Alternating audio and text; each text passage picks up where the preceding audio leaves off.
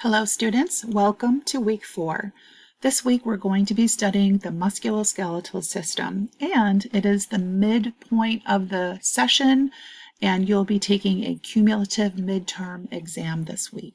So your deliverables are going to look a little bit different this week with that addition of the midterm exam. So you'll open up your week 4 folder and be sure to do your RISE presentation of your lecture.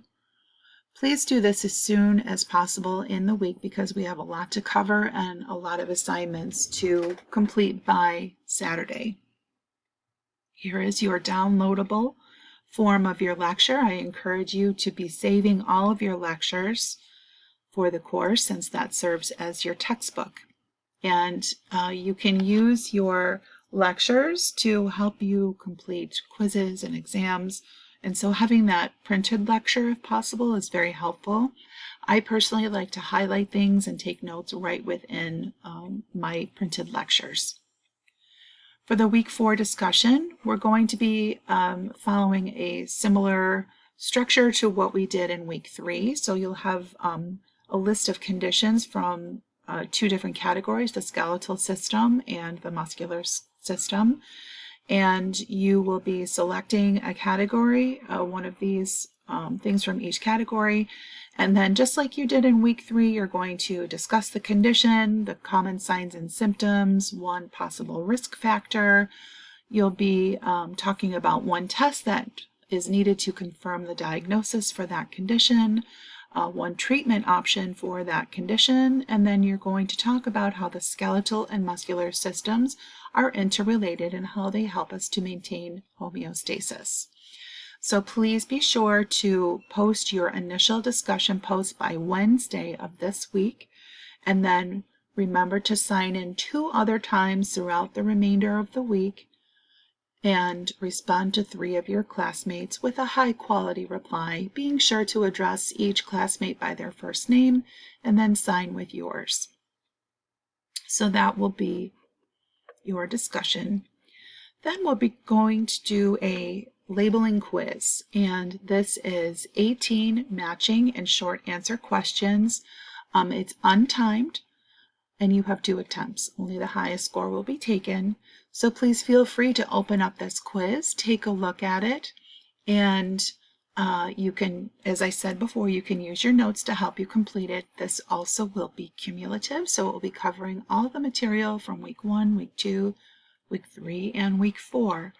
And I'll give you a little peek of this just so that you can see. I like to be able to see things ahead of time to kind of ease anxieties. So you can see what this looks like. Now, you'll be able to see that in some of the questions, there are going to be multiple components to it, okay? You'll see there's diagrams that you'll be matching and labeling. Here are the body planes that we talked about, okay? So that is the matching quiz. And then we're going to be going to the midterm exam. I'm going to be posting a study guide for the midterm exam in class this week, so please take a look at that. And this one is 30 questions, and there are multiple choice or true and false. With this one, you only have 1 attempt at this. It is untimed, so you can open it up, take a look, and then go back into it. And then finally is the week 4 portion of the portfolio project relating to the musculoskeletal system. I'm just going to open that up for you and take you to our week 4 section. So by now you've completed the week 2 and week 3 sections, and we're going to be adding another one onto our training manual. Okay, so for week 4, you're going to be working in this section, and below each diagram, you're going to be addressing the prompts. Remember that each response should be between 50 and 90 words. Okay, so for the skeletal system, you're going to discuss 3 functions of the skeletal system. You're going to be discussing the function of compact bone, of spongy bone, and then describing the difference between those 2 types of bones. And then here's our muscular system diagram. And for this section, you're going to be addressing these prompts, and you're going to be plugging in your information into this graph here. So for example, I picked vastus lateralis as one of the muscles, and then you'll be listing its function, the location, whether it's considered a deep or superficial muscle, and you'll be completing that.